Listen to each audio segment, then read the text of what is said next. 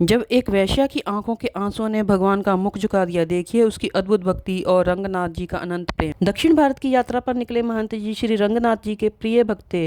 अपने कुछ शिष्यों सहित एक नगर में पहुंचे। संध्या का समय था। मार्ग में एक हरा भरा उपवन दिखाई दिया। महंत जी शिष्यों से बोले, शिष्यों, यही स्थान विश्राम के लिए उपयुक्त है। हरि नाम संकीर्तन भी यहीं करेंगे और प्रभु का भोग भी यहीं लगाएंगे। उसी उपवन के पास एक भवन था, वैश्य का घर। पर उसे क्या पता था कि आज उसके जीवन की दिशा ही बदलने वाली है। वैश्या सोचती है, ये संतों की उपस्थिति, हरि नाम की ध्वनि, क्यों मन व्याकुल हो रहा है। ये कैसा आकर्षण है प्रभु का। वैश्या ने दूर से देखा, प्रभु के भजन, संतों का हर्ष, कुछ तो था इन दिव्य आत्माओं में। वैश्या अपने आप से, मैं अयोग्य हूँ, अपवित्र हूँ, पर मैं क्या प्रभु को प्रेम से भेंट दे सकती हूँ। थोड़ी ही देर में वैश्या एक थाल में स्वर्ण मुद्राएं रख महंत जी के चरणों में पहुंची। वैश्या कंपित स्वर में, महाराज, यह स्थान मेरा है, कृपा करें इस थाल को स्वीकार करें, यही मेरी भक्ति है। महंत जी गंभीर स्वर में, बेटी, तुमने यह धन कैसे अर्जित किया। वैश्या आंखें झुकाकर, मैं वैश्या हूँ, यही मेरा व्यवसाय है, परंतु आज मन में एक नई ज्वाला जल उठी है, प्रभु भक्ति की। महंत जी धीरे, धर्म दृष्टि से, हम शास्त्र विहित नहीं है जो ऐसे धन को बिना विचार के लें। यदि तुम सचमुच में इस मार्ग पर चलना चाहती हो तो इस धन से रंगनाथ जी के लिए मुकुट बनवाओ। यदि प्रभु स्वयं उसे स्वीकार करें तो समझना वह भी तुम्हारी भक्ति को स्वीकार कर लेंगे।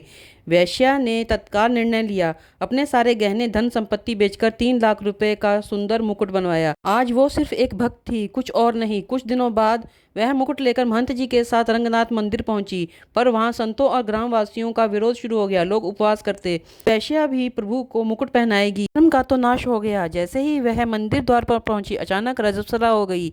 वैश्या करुणा सुन, प्रभु आपसे मिलने का एकमात्र अवसर था और ये भी मुझसे छिन गया। मैं मंदिर में प्रवेश करने योग्य नहीं रही। महंत जी ने अपने हाथों में मुकुट लिया और गर्भगृह में प्रवेश किया। जब भी वो मुकुट भगवान के सिर पर रखते वो गिर जाता। महंत जी विवश होकर, हे प्रभु, क्या आपने इस भक्त को अस्वीकार कर दिया।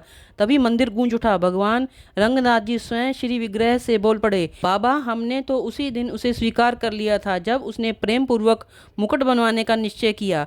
महंत जी आश्चर्य से, तो प्रभु, फिर आप मुकुट धारण क्यों नहीं कर रहे।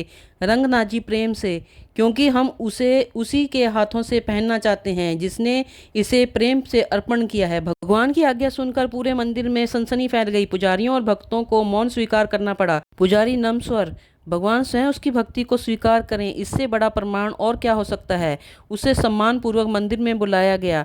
हर कोई उसकी ओर देख रहा था, पर वो देख रही थी सिर्फ रंगनाथ जी को। वैश्या करुणा स्वर में, प्रभु, ये मेरी भक्ति नहीं, ये मेरी आत्मा है, स्वीकार कीजिए। जैसे ही वो सीढ़ियों पर चढ़ी, आंखों से अश्रुधारा बहती रही। रंगनाथ जी ने अपना मस्तक झुका दिया। आज वैश्या नहीं, एक भक्त थी और भगवान प्रेम से बंधे हुए थे। यह कथा हमें सिखाती है कि प्रभु नियमों से नहीं, प्रेम से रिझते हैं, आडंबरों से नहीं, आत्मा की पुकार से आते हैं। ऐसी कहानियों के लिए मेरे चैनल को सब्सक्राइब करें और वीडियो को लाइक करें।